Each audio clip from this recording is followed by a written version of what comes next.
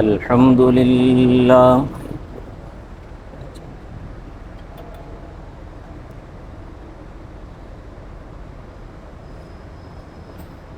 الحمد لله وحده، والصلاة والسلام على من لا نبي بعده،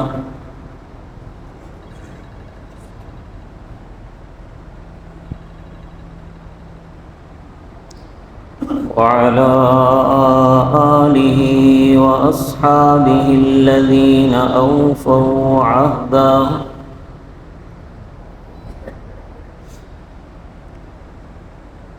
ونشهد أن لا إله إلا الله وحده لا شريك له، وحده لا شريك له في الخلق والأمر،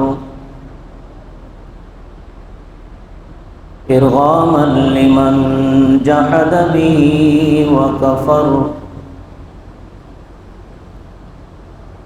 ونشهد أن سيدنا ومولانا محمدًا عبده ورسوله،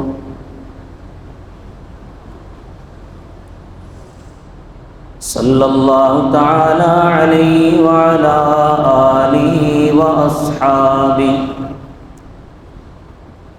الذين هم خلاصة العرب العرباء وخير الخلائق بعد الأنبياء،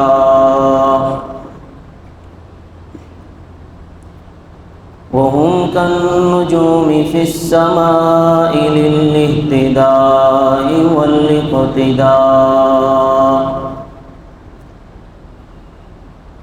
وهم مفاتيح الرحمة ومصابيح الغرر. أعوذ بالله من الشيطان الرجيم. بسم الله الرحمن الرحيم.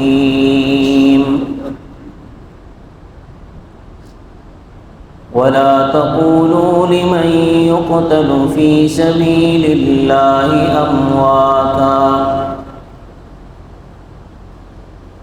ولا تقولوا لمن يقتل في سبيل الله أموات، بل أحياء ولكن لا يشعرون. صدق الله العظيم. وقال تبارك وتعالى في مقام آخر: ولا تحسبن الذين قتلوا في سبيل الله أموات، بل أحياء عند ربهم يرزقون. صدق الله العظيم. رب اشرح لي صدري ويسر لي أمري، واحلل عقدة من لساني يفقهوا قولي. رب زدني علما، رب زدني علما، رب زدني علما. سبحانك لا علم لنا إلا ما علمتنا، إنك أنت العليم الحكيم. تمام حضرات درود شریف پڑھیں. اللهم صل على محمد وعلى آل محمد كما صليت على إبراهيم وعلى آل إبراهيم إنك حميد مجيد. اللهم بارك على محمد وعلى آل محمد كما باركت على إبراهيم وعلى آل إبراهيم إنك حميد مجيد.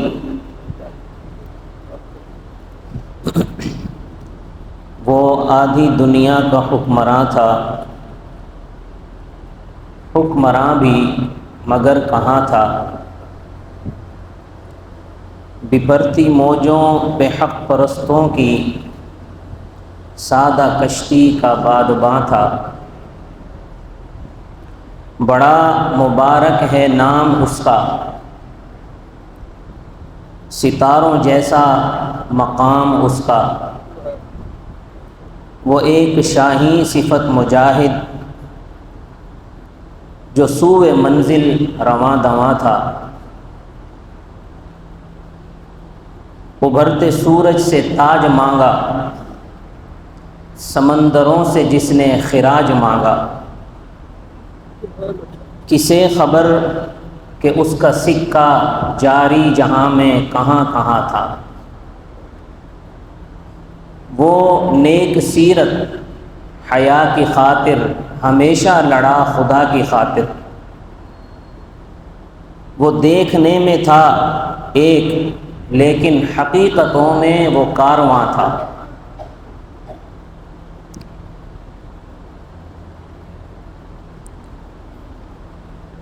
قلندرانہ حیات اس کی،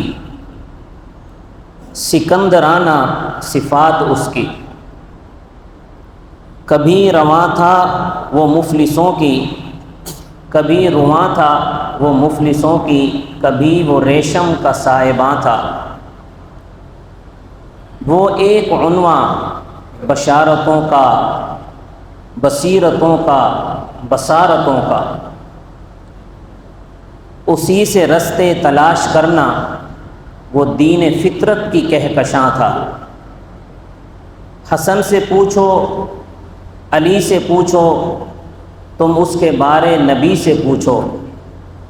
اندھیری شب میں چراغ بن کر وہ ساری دنیا میں ذوفشاں تھا۔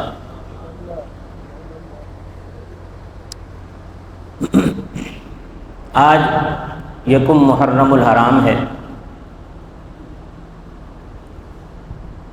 آپ حضرات جانتے ہیں کہ یکم محرم الحرام کو خلیفہ ثانی امام عدل و انصاف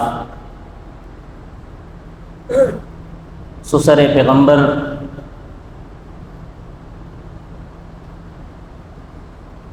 فاتح روم و فارس سیدنا عمر فاروق رضی اللہ تعالی عنہ کا یوم وفات ہے۔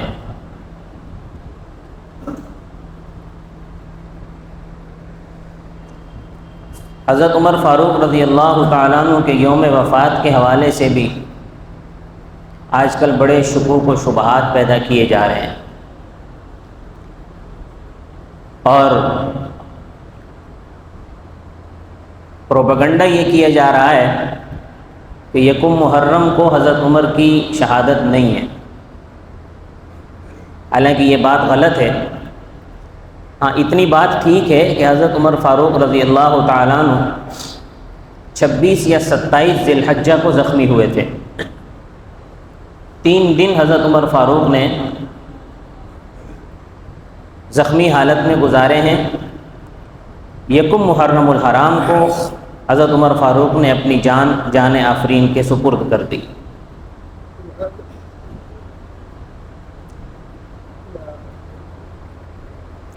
میں آج آپ حضرات کے سامنے حضرت عمر فاروق رضی اللہ تعالیٰ عنہ کی شہادت کا واقعہ بیان کروں گا۔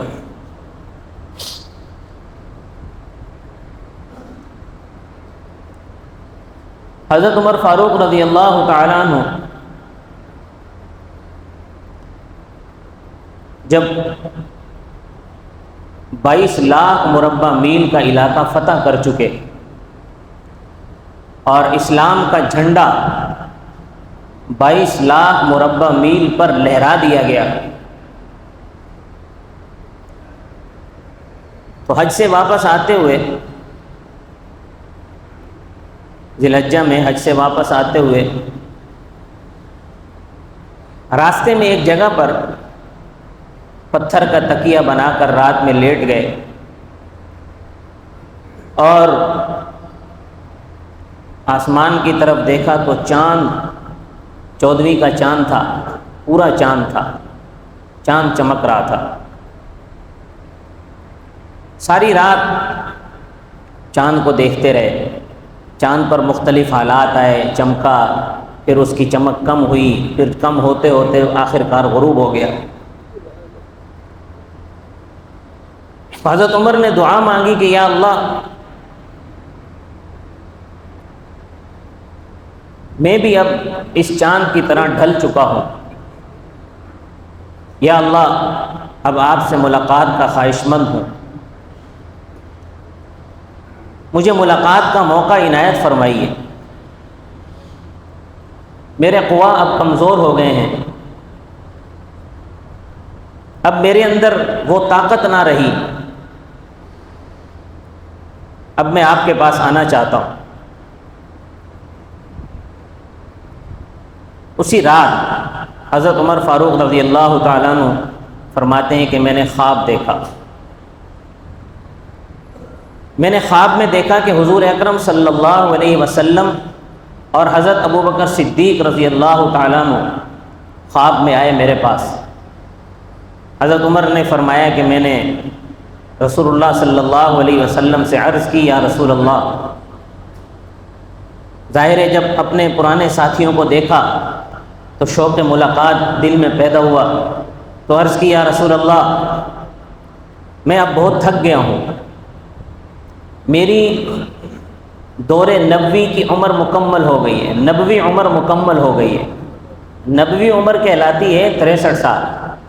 حضور صلی اللہ علیہ وسلم کی عمر مبارک چونکہ 63 سال تھی، حضرت ابوبکر صدیق کی عمر بھی 63 سال تھی، حضرت عمر فاروق کی عمر بھی 63 سال تھی، حضرت عثمان غنی کی عمر بھی 63 سال تھی، اور حضرت علی المرتضیٰ کی عمر بھی 63 سال تھی۔ تو نبوی عمر صحابہ اکرام میں چوتھے آدمی جن کی نبوی عمر تھی وہ حضرت علی المرتضیٰ تھے۔ تو حضرت عمر فاروق نے عرض کی، یا رسول اللہ، میری نبوی عمر مکمل ہو چکی ہے، اب میں آپ سے ملاقات کا خواہش مند ہوں، میں چاہتا ہوں کہ آپ سے ملاقات کر لوں۔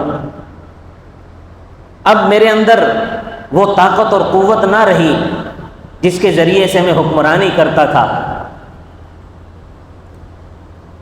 اب میں بوڑھا ہو گیا ہوں، یا رسول اللہ آپ سے ملاقات کا بڑا خواہش مند۔ پھر اس کے بعد حضرت عمر نے ایک اور خواب دیکھا۔ آپ نے دیکھا کہ ایک مرغہ ہے، اس نے مجھے 3 ٹھونگے ماری ہیں، اور جس جگہ اس نے ٹھونگے ماری تھی وہاں سے خون نکل گیا۔ تو حضرت عمر فاروق نے اس کی تعبیر یہی نکالی کہ میری شہادت کا وقت قریب آ گیا ہے۔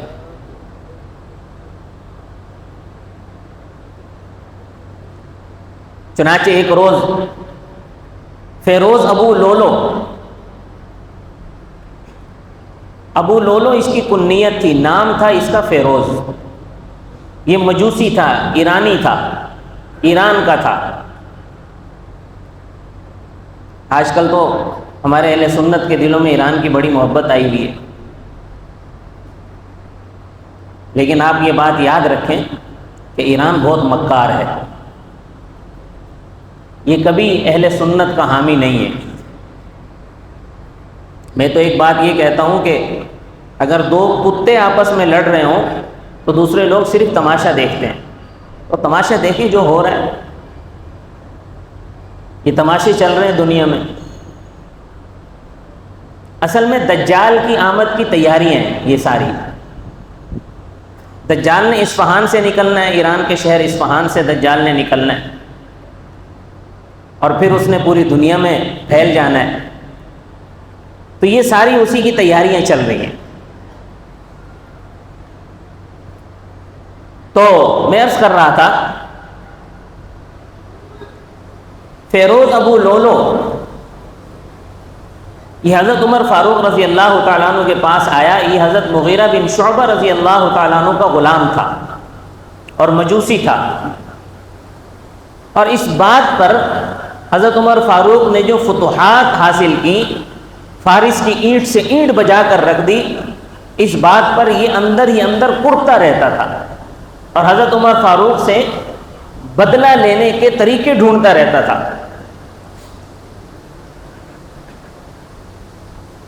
یہ حضرت عمر کے پاس آیا، اس نے کہا کہ میرا جو آقا ہے وہ مجھ سے ٹیکس زیادہ لیتا ہے، تو آپ میرے آقا سے یعنی حضرت مغیرہ بن شعبہ سے سفارش کریں کہ مجھ سے ٹیکس کم لیا کرے۔ حضرت عمر فاروق رضی اللہ تعالیٰ عنہ اس سے پوچھا تم کام کیا کرتے ہو؟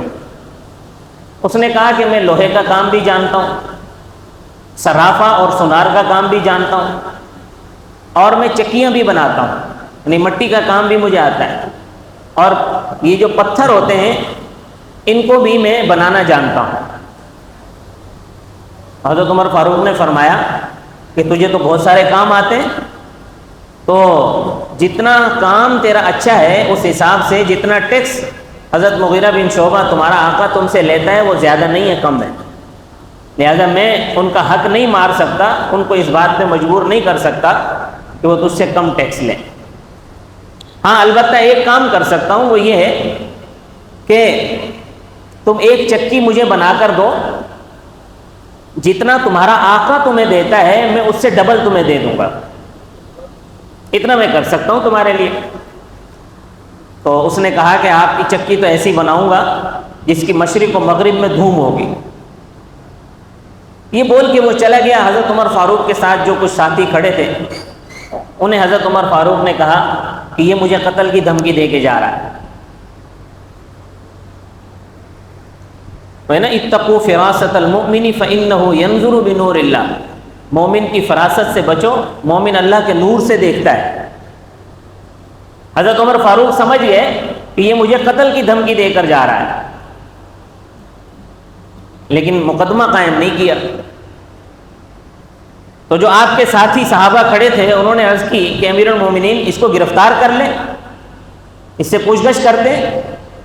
تو حضرت عمر فاروق نے ایک تاریخی جملہ ارشاد فرمایا کہ جب تک کوئی آدمی جرم کر نہ لے اس وقت تک وہ مجرم نہیں ہے، تو جو مجرم نہیں ہے اس کو میں کیسے گرفتار کر لوں؟ شک کی بنیاد پر کسی کو گرفتار کرنا جائز نہیں ہے۔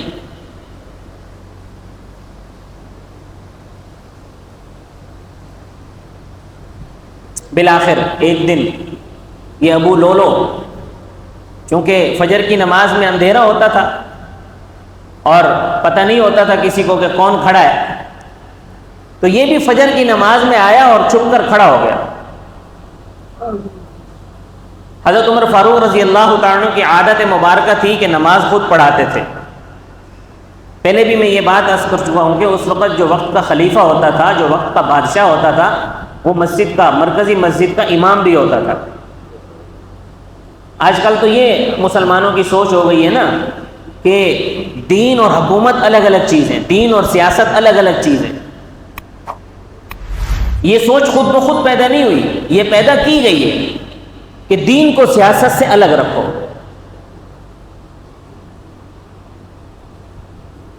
علامہ اقبال نے فرمایا تھا نا کہ دین اگر ہو سیاست سے علیحدہ تو رہ جاتی ہے چنگیزی،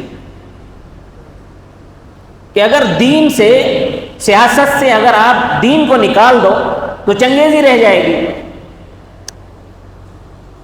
تو جو وقت کا بادشاہ ہوتا تھا، جو حکمران ہوتا تھا، وہ مسجد کا امام بھی ہوتا تھا۔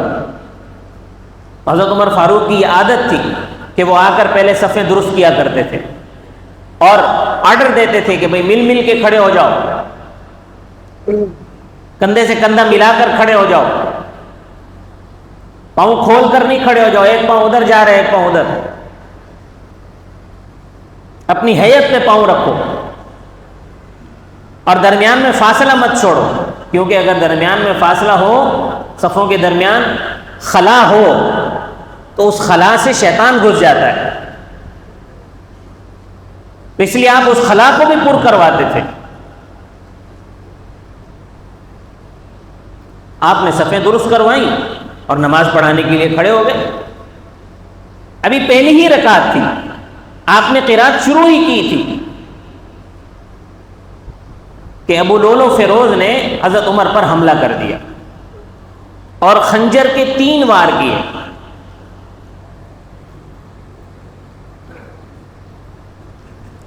تین وار اس نے خنجر کے کیے، خواب دیکھا تھا کہ مرغے نے 3 ٹھونگے ماری تو یہی وہ تعبیر تھی. اس نے 3 وار خنجر کے کیے جس سے آپ کے پیٹ کی آنتیں کٹ گئیں. اب صحابہ چونکہ صفیں باندھ کر کھڑے تھے, مل کر کھڑے تھے, اس کو بھاگنے کا راستہ نہیں مل رہا تھا. اس نے کئی صحابہ کو زخمی بھی کیا, 17 صحابہ زخمی ہوئے. ان 17 صحابہ میں سے روایات میں لکھا ہے وہ 13 صحابہ یا 8 صحابہ شہید بھی ہو گئے. ایک صحابی کے پاس چادر تھی, وہ ایک چادر لے کر کھڑے تھے, انہوں نے وہ چادر اس کے اوپر ڈال دی اور اس کو پکڑ لیا. اب جب اس نے دیکھا کہ اب بھاگنے کی کوئی صورت نہیں ہے, اس نے اپنے آپ کو خنجر مارا. اپنے آپ کو کیا مارا؟ خنجر مارا. یہ حضرت فاروق اعظم رضی اللہ تعالیٰ عنہ کا دشمن تھا, اپنے آپ کو خنجر مار کر اس نے قتل کر دیا, خودکشی کر لی. اور جتنے لوگ بھی حضرت عمر فاروق رضی اللہ تعالیٰ عنہ کی دشمنی میں مبتلا ہیں, جب بھی یہ محرم الحرام آتا ہے اپنے آپ کو مارتے ہیں اور خنجر سے مارتے ہیں, اور یہ قیامت تک اپنے آپ کو مارتے رہیں گے. یہ اللہ پاک نے ان کے لیے سزا رکھ دی ہے کہ جو فاروق اعظم کا دشمن ہے وہ اپنے آپ کو مارے گا. تو مارتے.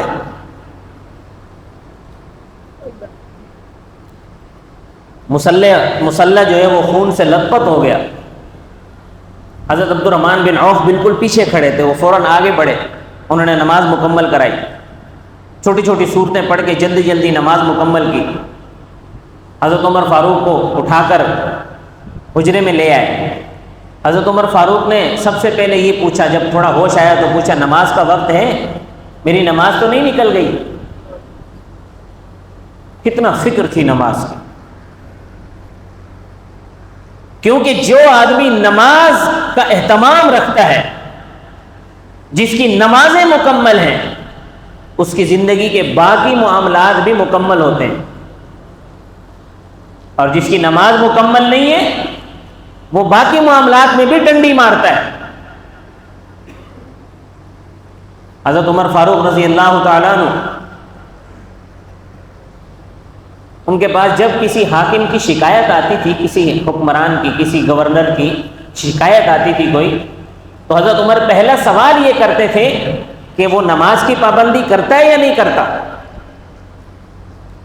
اگر حضرت عمر فاروق کو یہ بتایا جاتا کہ وہ نماز کی پابندی کرتا ہے تو شکایت پر کان نہیں دھرتے تھے, فرماتے تھے جھوٹی شکایت ہے. اگر آپ کو یہ بتایا جاتا یا پتہ چل جاتا کہ وہ نماز کی پابندی نہیں کرتا تو پھر بلا کر باز پرس کرتے تھے. پھر دل میں یہ بات آتی تھی کہ جو شکایت آ رہی ہے وہ شاید درست ہو, کیونکہ جس کی نماز پوری نہیں ہے اس کا کوئی عمل پورا نہیں ہے. اسی وجہ سے بروز محشر جب حساب ہوگا تو پہلے نماز کا حساب ہوگا. حضور اکرم صلی اللہ علیہ وسلم نے فرمایا کہ اگر نماز مکمل نکل آئی تو باقی سارے اعمال مکمل نکل آئیں گے, اگر نماز میں کمی رہ گئی تو باقی سارے اعمال میں کمی نکل آئے گی. کیونکہ جو آدمی نماز کا پابند ہوتا ہے وہ باقی اعمال بھی پابندی سے کرتا ہے. حضرت عمر فاروق نے کہا کہ میں نماز کا وقت ہے, تو لوگوں نے بتایا جی نماز کا وقت تو ہے. تیمم کیا فوراً, تو لوگوں نے کہا حضرت یہ تو خون بہہ رہا ہے. حضرت عمر نے فرمایا کہ میدان جہاد میں بھی تو خون بہتا رہتا ہے. تیمم کر کے فوراً جلدی سے وہیں اشاروں سے نماز پڑھی اپنی فجر کی. 3 دن حضرت عمر فاروق موجود رہے. آپ کا علاج شروع ہوا, دوائی جو بھی آپ کے پیٹ میں ڈالی جاتی وہ زخموں سے باہر نکل جاتی. حضرت عمر فاروق نے فرمایا کہ اب دوا کی ضرورت نہیں ہے, اب دعا کی ضرورت ہے. میرا وقت آ گیا ہے, میں اپنے محبوب سے ملاقات کا خواہش مند ہوں, میں اپنے حبیب سے ملنا چاہتا ہوں, اور مجھے میرے محبوب نے کہہ دیا ہے کہ عمر ہم تیرا انتظار کر رہے ہیں.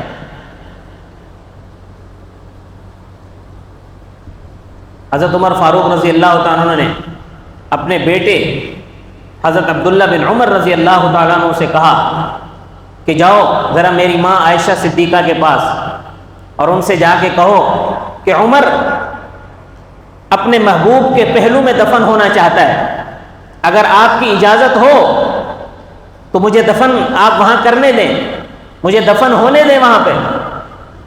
حضرت عائشہ صدیقہ کی آنکھوں میں آنسو آ گئے، فرمانے لگی کہ یہ جگہ تو میں نے اپنے لیے رکھی تھی، لیکن اے عمر تیرا احسان میں نہیں بھول سکتی کہ تو نے جو مجھ پر احسان کیا تھا، کہ جب مجھ پر تہمت لگی تھی، کوئی بھی میرا ساتھ نہیں دے رہا تھا، اس وقت تیری زبان سے یہ نکلا تھا سبحانک ھذا بہتان عظیم، میری پاکی میری برات کا اعلان تو نے کیا تھا، جگہ میں نے اپنے لیے رکھی تھی، لیکن میں تجھے اپنے محبوب کی قبر میں اپنے محبوب کے پہلو میں دفن ہونے کی اجازت دیتی۔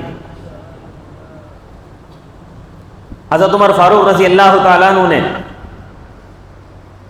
لیٹے ہوئے حضرت عبداللہ بن عمر آئے اور آ کر خوشخبری سنائی کہ ابا جان، امی عائشہ نے اجازت دے دی ہے۔ حضرت عمر فاروق نے فرمایا کہ ہو سکتا ہے میرے خلیفہ ہونے کی وجہ سے میری زندگی میں مجھے دکھ نہ پہنچے، اس وجہ سے اجازت دے دی ہوگی۔ ایسا کرنا، جب میری جان نکل جائے تو میرے جنازے کو امی عائشہ صدیقہ کے گھر کے دروازے پر رکھ دینا، دوبارہ اجازت مانگنا، اگر اجازت دے دیں تو رسول اللہ کے پہلو میں دفن کر دینا، ورنہ جنت البقیع میں دفن کر دینا۔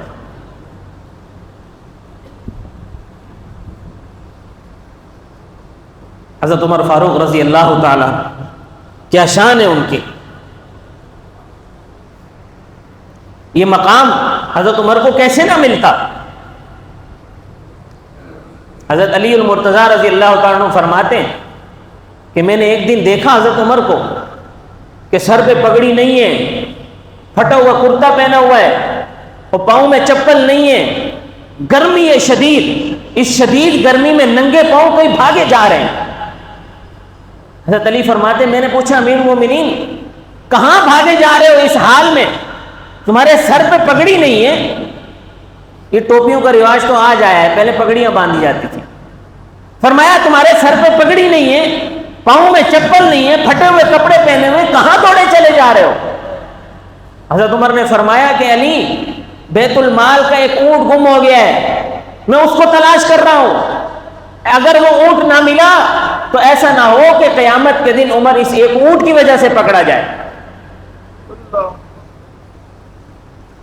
اللہ نے اگر اونٹ کا سوال کر لیا تو میں اپنے اللہ کو کیا جواب دوں گا؟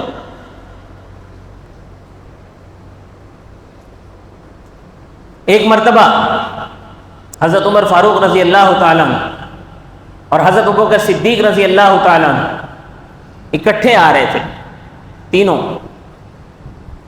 صحابہ اکرام دور سے دیکھ رہے ہیں۔ ایک صحابی بیان کرتے ہیں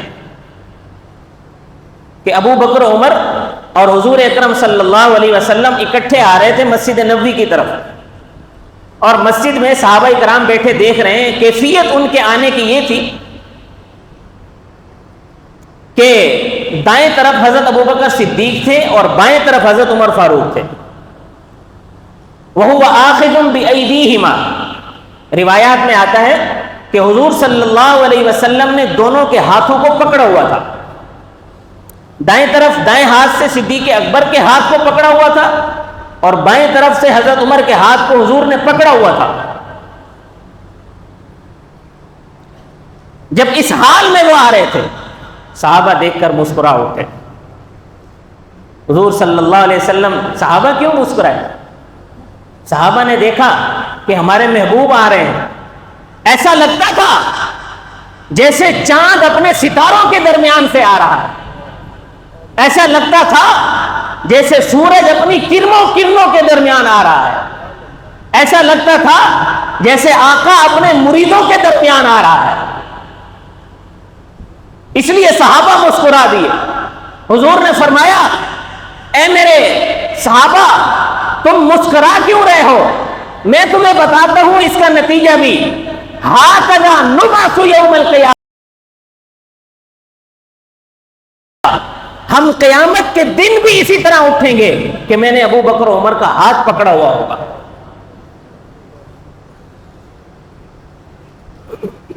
حضور صلی اللہ علیہ وسلم نے فرمایا کہ اللہ پاک نے ہر نبی کو وزیر دیے، 2 آسمان میں اور 2 زمین میں۔ اللہ نے مجھے بھی 2 وزیر آسمان میں دیے ہیں اور 2 وزیر زمین پر دیے ہیں۔ وزیرائے من اہل السماء جبرائیل و میکائیل وزیرائے من اہل الارض فابو بکر و عمر۔ میرے آسمان کے جو وزیر ہیں وہ جبرائیل اور میکائیل ہیں، اور زمین کے جو وزیر ہیں وہ ابو بکر و عمر ہیں۔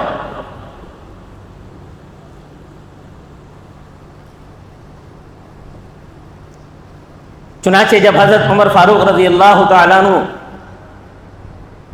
شہید ہو گئے تو آپ کا جنازہ پڑھ کر، آپ کا جنازہ لے جا کر حضرت عائشہ صدیقہ کے گھر کے دروازے پر رکھ دیا گیا۔ دوبارہ اجازت مانگی گئی کہ امی جان عمر آئے ہیں، اجازت ہو تو رسول اللہ کے پہلو میں دفن کر دیں۔ حضرت عائشہ نے فرمایا بالکل دفن کر دیں، میں اجازت پہلے دے چکی ہوں۔ حضرت عائشہ نے پردہ فرمایا، حضرت عمر کو وہاں دفن کر دیا گیا۔ ہم کہتے ہیں نا کہ پہنچی وہیں پہ خاک جہاں کا خمیر تھا۔ حضور اکرم صلی اللہ علیہ وسلم نے ارشاد فرمایا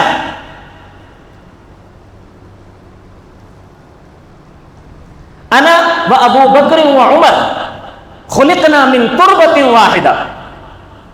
حضور صلی اللہ علیہ وسلم نے فرمایا کہ مجھے اور ابو بکر عمر کو اللہ نے ایک ہی مٹی سے پیدا کیا ہے۔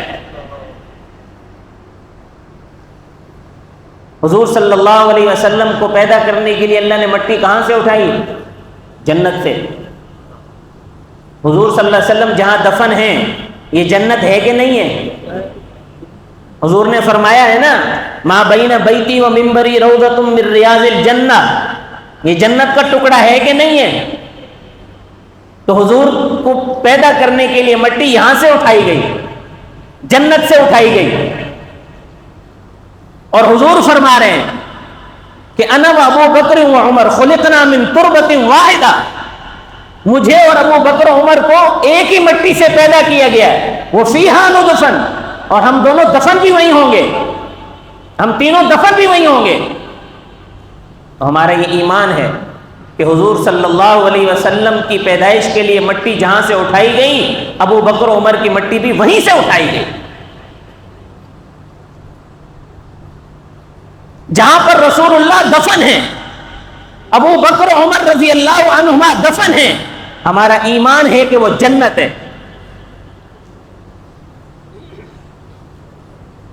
اور قیامت کے دن جب اٹھیں گے، حضور صلی اللہ علیہ وسلم نے فرمایا کہ میں دونوں کے ہاتھ پکڑے ہوئے ہوں گا، اسی طرح ہم قیامت کے دن اٹھیں گے اور اسی طرح ہم تینوں جنت میں جائیں گے۔ رسول اللہ نے ابو بکر عمر کا ہاتھ پکڑ کر بتا دیا کہ میں نے ان کے ہاتھ پکڑے ہوئے ہیں، جس طرح نبی غلط نہیں جا سکتا اسی طرح ابو بکر عمر بھی غلط نہیں جا سکتے۔ جس طرح آپ نبی کا ہاتھ کس نے پکڑا ہوتا ہے؟ اللہ نے۔ نبی کا ہاتھ اللہ نے پکڑا ہوتا ہے، نبی سے خطا کا ہونا محال ہے، نبی سے غلطی نہیں ہو سکتی، نبی سے کوئی گناہ نہیں ہو سکتا۔ ہمیں حکم ہے کہ تم گناہوں کے قریب نہ جاؤ، گناہ کو حکم ہے کہ نبی کے قریب نہ جانا۔ اس لیے ہمارا عقیدہ ہے کہ نبی معصوم ہے، کیونکہ نبی کا ہاتھ ڈائریکٹ اللہ نے پکڑا ہوتا ہے، اور ابو بکر عمر کا ہاتھ نبی نے پکڑا ہوا تھا۔ اس لیے علماء نے لکھا ہے کہ خلافت راشدہ علی منہاج النبوت تھی، یہ چاروں خلفاء کی جو حکومت تھی یہ بالکل نبوت کے طریقے پر تھی۔ تو ہمارا یہ نظریہ ہے، ہمارا ایمان ہے کہ حضرت عمر فاروق رضی اللہ تعالیٰ عنہ آج بھی جنت میں ہیں، اور شہید تو ویسے ہی جنتی ہوتا ہے۔ شہید کا خون کا قطرہ جب زمین پر گرتا ہے اللہ اسی وقت اسے جنت میں اس کا مقام دکھا دیتے ہیں۔ تو یوں حضرت عمر فاروق رضی اللہ تعالیٰ عنہ کو شہید کر کے اسلام میں فتنوں کا ایک باب کھول دیا گیا، اور یہ ایک پوری سازش کے تحت چونکہ فیروز ابو لولو نے اپنے آپ کو خود مار دیا تھا تاکہ جو سازش کے تانے بانے ہیں وہ کھل نہ سکیں، وہ کسی کے سامنے نہ آ سکے، کیونکہ یہ ایک بندے کی سازش نہیں تھی، اس میں کئی لوگ شامل تھے اور سارے مجوسی تھے۔ تو فیروز ابو لولو لانتی تھا جو اس کی قبر پہ جا کے زیارتیں کرتے ہیں اور اس کو کیا کیا القاب دیتے ہیں، وہ بھی لانتی۔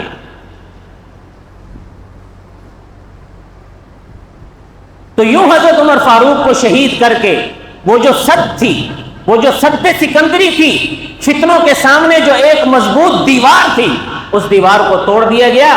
اس کے بعد پھر فتنوں کا نا ختم ہونے والا سلسلہ جو شروع ہوا، آج تک امت مسلمہ میں وہ جاری۔ اس سے بچنے کے لیے ضروری ہے کہ اللہ پاک سے دعا مانگتے رہیں کہ اللہ پاک ہم کو فتنوں سے بچائے، فتنوں سے بچا کر، فتنوں سے بچاتے ہوئے اللہ پاک ہمیں نیک کام کرنے کی توفیق عطا فرمائے، اور فتنوں سے بچتے ہوئے ہمیں زندگی گزارنے کی توفیق عطا فرمائے، تاکہ ہم بھی جنت میں جانے والے بن جائیں اور ہمیں بھی صحابہ کرام کی رفاقت جنت میں نصیب ہو جائے۔ وما علینا الا البلاغ المبین۔